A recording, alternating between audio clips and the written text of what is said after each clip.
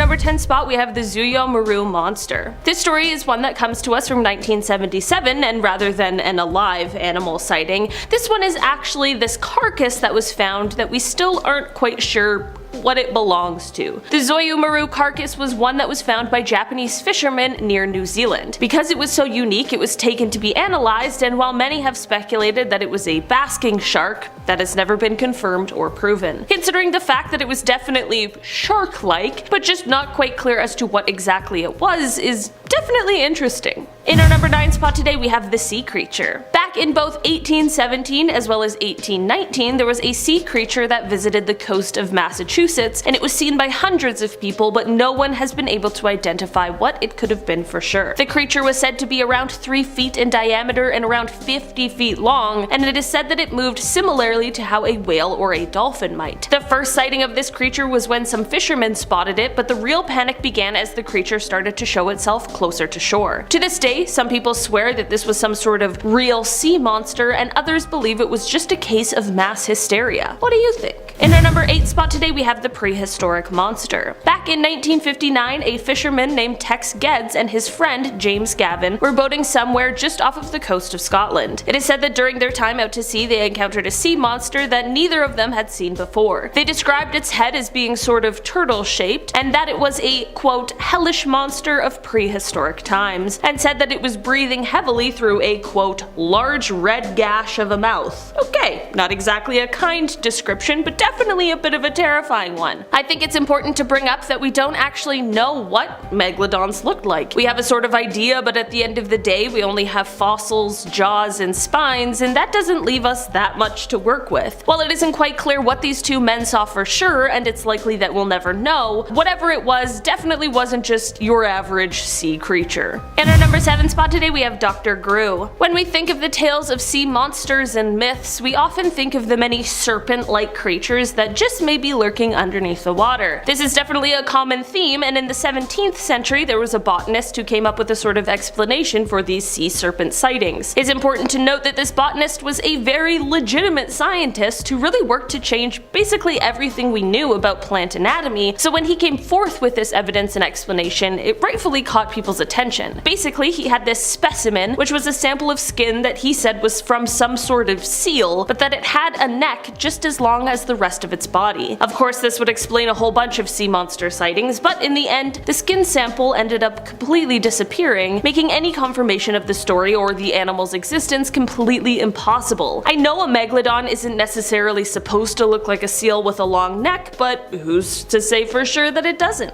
In our number 6 spot today, we have the Shipwreck. Back in 1909, the French steamer La Seine was out to sea when it collided with the British India steamer the Onda. A shipwreck is never good, but this one was particularly bad as, in heavy fog, the French ship sank in just 2 minutes. This of course left people stranded in the water, and I mean, you can probably see where this is going. In the aftermath of this wreck, while waiting for the rescue, there were 101 people who lost their lives from shark attacks. That's a lot of people. That is either a lot of sharks or a very few large ones. I mean, none of us were there, so it's hard to say for sure, but whatever really happened here, it's an absolutely horrifying tragedy. In our number 5 spot today, we have the kayak encounter. Ida Parker and Kristen Orr were kayaking off of the coast of Plymouth in 2014 when they encountered a shark. This is truly a nightmare scenario, and it must have been absolutely terrifying. The pair, however, had actually set off with the intention of seeing a great white shark, and while it's likely that this is exactly what they encountered, they definitely did not expect what happened next. The two had heard of rumblings of a shark in the area that had swallowed a seal in one gulp, and this is what sparked their desire to head out on this journey. While out there, however, the shark began to attack their kayaks. In the end, both of them made it out alive, and when their kayaks were recovered, one was found with a huge bite mark in it. In our number 4 spot today, we have the oldest shark attack. Considering the fact that the Megalodon is said to have been extinct somewhere over 2 million years ago, even evidence that seems ancient to us is a lot more recent than what our current understanding of their timeline here on Earth would suggest. rest. That is exactly why the discovery of what is speculated to be the world's oldest evidence of a shark attack is very interesting. This discovery came by way of a 3,000-year-old human skeleton that is marked with different gashes and puncture wounds. It is said that because of the volume of wounds, it makes it slightly easier to tell the story of what happened. This is because while researchers first believed that perhaps the wounds were caused by metal weapons, this could not explain why there were so many in certain parts of the body. Another telltale sign is how this skeleton was discovered in Japan, which at the time of this person's life, there weren't really any metal weapons at that point in history in Japan, which ruled out this theory entirely. They were also able to rule out other terrestrial carnivores, and that's when they turned to marine life to look for some more answers. Because of the time it's been, we obviously don't know what creature was involved in this attack for sure, but with the mass amount of wounds found on the skeleton, it was likely to be something large and terrifying. In our number 3 spot today we have snorkeling. Robert Pamperin and a friend, Gerald Lair, were snorkeling off of La Jolla Cave in California in 1959 when Robert was attacked by a shark. It is said to have all happened quite quickly, and Gerald was alerted to the distress when he heard Robert scream. Gerald turned and saw Robert unusually high in the water and his mask was missing. At this point, Gerald dove under, and this is when he realized exactly what was going on. There was a shark that had Robert in its mouth up to his waist. Unfortunately, there was not much Gerald could do to stand up to this absolutely massive shark that he described as larger than your average great white. Robert sadly did not survive the event, and by the time rescuers arrived, they were only able to locate one of his fins. In our number 2 spot today we have the Jersey Shore. Back in 1916, during the summer season, there were 5 different shark attacks that occurred over the span of 10 days that ended up in the deaths of 4 people. This wasn't something that had been seen before in the area, which of course left people speculating as to why. There was a heat wave in the area during the time, which likely led to more people being out enjoying summertime sort of activities, and maybe this attracted the shark, but in the end no one knows for sure because no one even knows what kind of shark is responsible for the attacks in the first place. Luckily, this didn't go on to become a continuous trend, and whatever shark this was went on its merry way, or perhaps found another food source or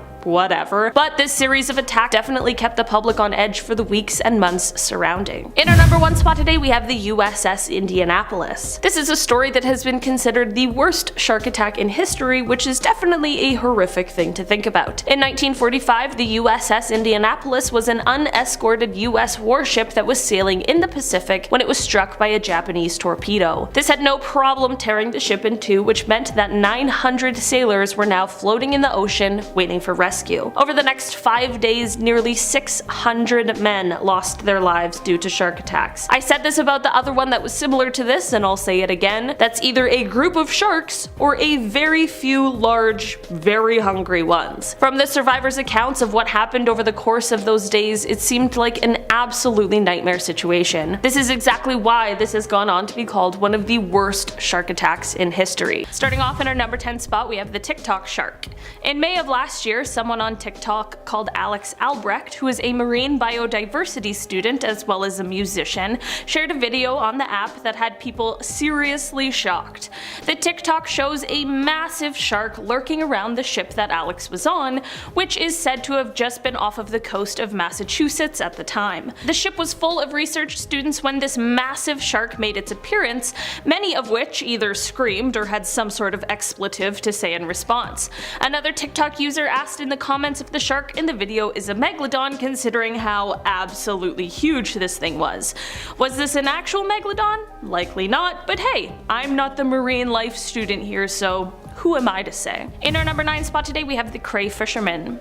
David Stead is an Australian naturalist, and in his book titled Sharks and Rays of the Australian Seas, he details an encounter with a shark that some have taken to believe is the legendary Megalodon herself. Apparently this incident happened in 1981 to a group of CRAY fishermen that David spoke with. These fishermen were absolutely terrified of a shark they saw in their fishing grounds, which were just off of Broughton Island. They were so scared, in fact, that they refused to return to the fishing spot for days. all the men agreed that the shark was monstrous and that it was most definitely a shark, not a whale.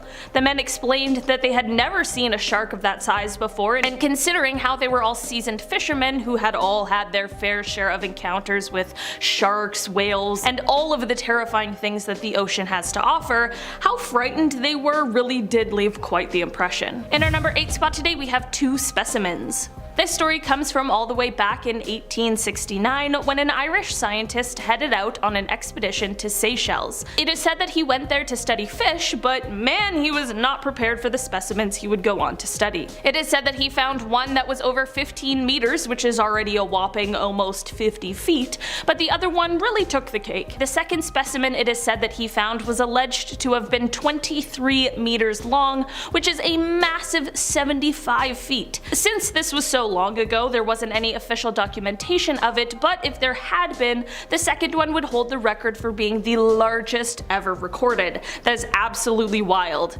Seeing it is one thing, but imagine being able to actually study it. In our number 7 spot today we have the SALORS. This gigantic shark sighting is said to have taken place in the 1960s just off of the edge of Australia's Great Barrier Reef. According to author B.C. Cartmel in his book Let's Go Fossil Shark Tooth Hunting, the sailors involved in this sighting initially refused to talk about it because of the fear of being teased for being afraid of what they had seen. After some time, however, they began to speak about the incident. They explained that while on board their 85-foot ship, they needed to weigh anchor in order to conduct some engine repairs. While this was ongoing, the crew became absolutely shocked when they saw the biggest shark they had ever seen slowly swimming past their completely stuck ship. Just like the last one, all the men agreed that they were not mistaking a whale and that it was indeed a shark. They also said that this shark was so large it was rivaling the boat in size. That is absolutely massive.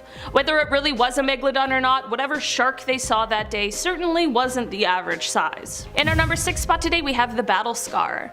This story is a little different than the others on today's list, and it started with the sighting of a great white shark. This 15-foot long shark was spotted swimming just off of Isla Guadalupe in Mexico, but what was so striking about this great white in particular was the absolutely savage wound it had on its side. This huge bite mark had people speculating as to what in the world could have caused it. I mean, there aren't very many predators to great whites, so it's a pretty rare occasion to see such a huge bite mark right on the side of one, and people were doubting whether or not another shark would have done this to one of its own species. There definitely are reasons for why this could have been an attack from another shark, but of course people took this as a possible sign that maybe there's something bigger lurking in the waters. If the Megalodon somehow isn't actually extinct and just manages to evade any sort of confirmation of its existence, it certainly would need a ton of food to survive, which makes big fish like great whites a perfect snack. The Megalodon is, however, one of the most powerful predators to have ever lived on our planet, so if this bite really was from a Megalodon, it's surprising that this great white made it out alive. In our number 5 spot today we have a world record. Basking sharks are known for being one of the largest fish in the ocean, and that is exactly why the largest one ever recorded was definitely something to write home about. In 1851, in the Bay of Fundy, which sits between New Brunswick and Nova Scotia here in Canada, a basking shark was caught in a herring net. This shark was measured to be at least 40 feet long, which is astoundingly large, and it certainly confused those who had caught it at first. I can imagine that they likely also thought that they had some kind of living fossil caught up in their net, but nope, instead they just set a new world record. In our number 4 spot today we have the demon. There are many stories and alleged sightings of what is now referred to as the quote Black Demon of Cortez, which is said to be a massive black shark seen off of Mexico's Baja coast. One story in particular regarding this elusive shark comes from a fisherman named Eric Mack. He had reported that one day while sailing he felt his boat begin to rock, which immediately gave him the feeling that something was awry. Eric was even further startled when he explained that he saw a massive towering tail sticking at least 5 feet out of the water. The stories of this shark are so infamous that it was even the focus of an episode of a History Channel show called Monster Quest. Maybe if there's a part 2 of this video, we'll talk about some more of the sightings surrounding the demon. In our number 3 spot today, we have Deep Blue. This shark is in fact not a megalodon, but it definitely is a more modern contender. Deep Blue is the name of a great white shark who is most definitely one of the greatest ever recorded, at least in our lifetime. This colossal monster is the largest great white shark ever caught on camera by scientists. She is measured to be 20 feet long, 8 feet high, and about 2.5 tons, and while this isn't all that huge compared to her massive prehistoric cousin, it certainly is no small feat. Rumors of her existence have been spread since as far back as the 1990s, but it wasn't until 2014 that she was officially caught on camera and documented. Researchers at the time were in the midst of studying tiger sharks, but she made her grand appearance after scavenging some food from a sperm whale carcass nearby. In our number 2 spot today, we have Bigger Than the Boat. Zane Grey is a man who is a novelist, and he is definitely best known for his adventure novels, but it is also said that he was a deep sea angler, and it was during one of his fishing adventures that his Megalodon sighting came. In the novel, which is titled Megalodon, Fact or Fiction, writer Rick Emmer speaks of this incident, saying that Zane claimed to have seen, quote, one of the man-eating monsters of the South Pacific. It is said that whatever kind of shark he saw, it was a shark that was much longer than his boat, which was somewhere from 30 to 40 feet. He also said that this shark was yellow and green and that it had a few white spots. Most notably, however, he said that the shark had a massive square head and that it had, quote, immense pectoral fins. This is all to say that whether he saw a megalodon or not, whatever he saw was not just a harmless great white shark. What do you guys think? Perhaps a megalodon sighting, or just one of the tall, exciting tales told by Mr. Gray? In our number 1 spot today, we have the Mariana Trench sighting. A few years ago, a video began circulating the internet, and it shows a gigantic shark scouring the seafloor. People online quickly put a story to the video saying that allegedly this is a megalodon that was caught on camera at the bottom of the Mariana Trench. The creature is seen swimming over top of what is apparently an abandoned shark cage, and the video seems to be enough to have convinced many people. The video certainly is compelling, and whatever we see is most definitely terrifying to look at, but with my very limited knowledge of anything that lives in the sea, it's tough to say anything further.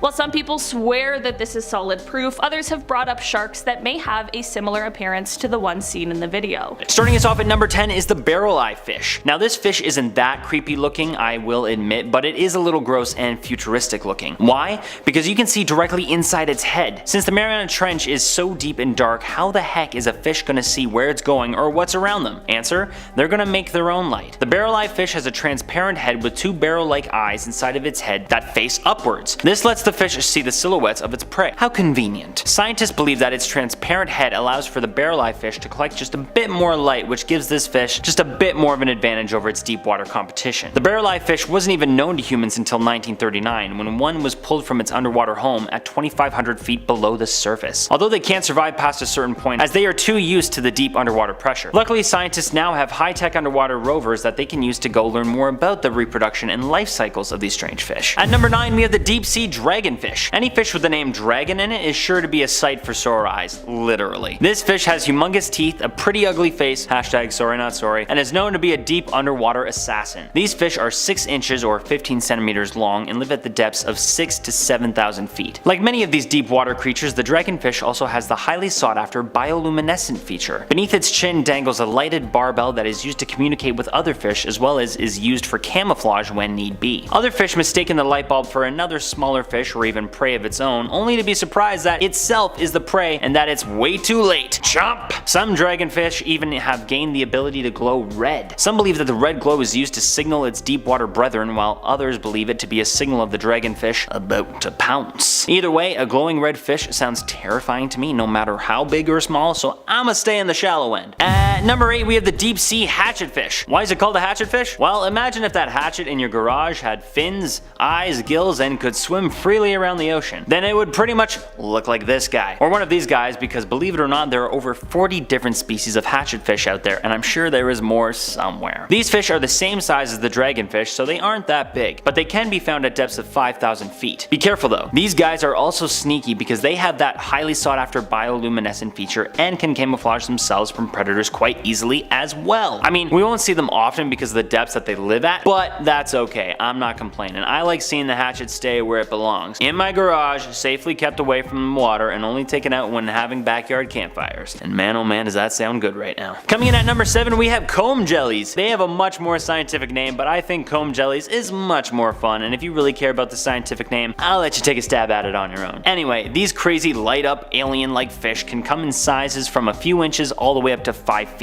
Luckily, like their other jellyman cousin, the actual jellyfish, these guys don't have any stingers, but they will attack their own sometimes, so watch out for those underwater MMA matches between these guys. They swim through the ocean by swaying their comb teeth-like tentacles on the side of their body, and they are another sight for sore eyes, really. Just recently, the New York Times found a new way to continue researching these creatures by taking samples of their DNA from a process that is called environmental DNA sampling, where scientists collect snippets of DNA from fallen hair, skin, and mucus that the creatures shed into their environment underwater. It is said that the 200 known species could rise to 6 to almost 800 using this new system. I kinda would love some more, but can't deny that these creatures look totally out of this world, so props to the jellymans. At number 6 we have the sea devil anglerfish. So if a fish has the name dragon or devil in its name, you know it's one to probably look out for. Found deep in the Mariana Trench, probably from swimming up from hell, is the sea devil anglerfish. It has a crazy misshapen body, sorry to body shame, the razor-like teeth and fins, and teeth and eyes that can disappear just like that. Yeah, sounds like some demonic powers to me. Luckily for everyone on the planet, these fish aren't that big. Females are larger, and the biggest they can grow to be is 8 inches long, while males are only about 2 inches. It also has a bioluminescent bulb on top of its head that lures in prey before it even has a second to swim away. Now, does this sound familiar? Yeah, it should, because if you ever watched Finding Nemo, then this is the fish that Marlin and Dory almost got eaten by. So if you happen to be a superhuman and can swim at great depths to see these scary fish, in the words of Dory, just keep swimming. Coming in at our halfway point at number 5, we have the frilled shark. Remember the puffy shirt from Seinfeld with all of the frills? Well, Jerry looked pretty terrible in it, and this shark looks terrifying in it. Well, with them, not in it, because let's face it, the shark isn't wearing a shirt, but either way, I'm sure it could still make the shirt look cooler than Jerry Seinfeld. Anyway, this shark has the body of an eel with the head of probably one of the scariest creatures on earth. It has 6 frilly gills on the side of its head to no one's surprise, and can measure up to 6 feet in length. That's longer than me. It also has 20 rows of razor-sharp trident-shaped teeth that will tear right through any flesh it can sink its teeth into. They usually live in waters around 4,000 feet deep, and the odd time humans catch one and bring them to the surface, but please don't do this. 1, because don't go near these crazy things, and 2, because these creatures can't handle life above as they are used to the great underwater pressure. Any brought to the surface will almost die immediately. So remember, frilled sharks are friends, not food. Okay, we have had dragon and demon in the names of some of our underwater creatures today. Can you guess one more that we might haven't have said? No?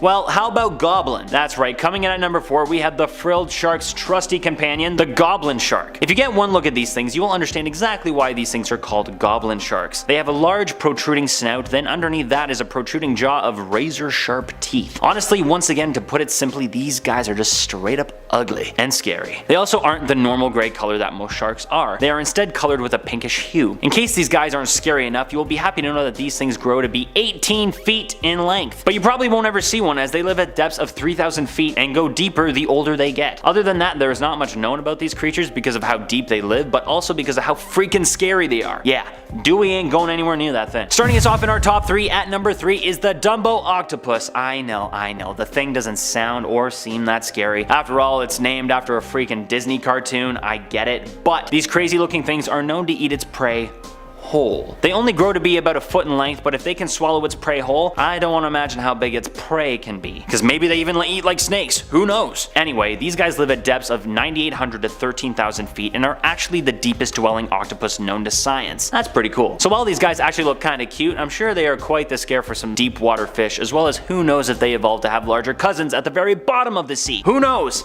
Yeah, I don't. At our number 2 spot, we have the cousin of Dumbo, the telescope octopus. These things are so weird and also have a a completely transparent body. Well, almost, so I guess that makes it more translucent, but I don't know. Anyway, these weird looking octopi live at depths of 6,500 feet and they don't swim horizontally either. They actually just float vertically, making it harder for deep sea predators to spot it. It also has webbing between its tentacles, giving it a ghostly like shape. And one last thing that makes it kinda creepy is that these creatures have wicked eyes. In its head are two protruding eyeballs that can fully rotate and keep an eye out for its deep water predators. What kind of predators? Well, let's check out our number 1 spot. And finally, coming in at number 1 spot is sea monsters! Okay. Have sea monsters actually been found in the deep waters of the Marianas Trench? No. But could there be? Absolutely. I know I have gone on and on about how little our oceans have been explored, but one of those specific places in our oceans is the Marianas Trench. It is so deep that no human on Earth can reach its depths fully, and even if they did, they would need an incredibly powerful pressurized submarine. So who the heck knows what else is swimming around at the bottom of our oceans? I mean, they said the giant squid was a legend and it turned out to be real, so anything goes, really. Let's just hope we find footage of a monster first and not find out the hard way, you know, by being lunch.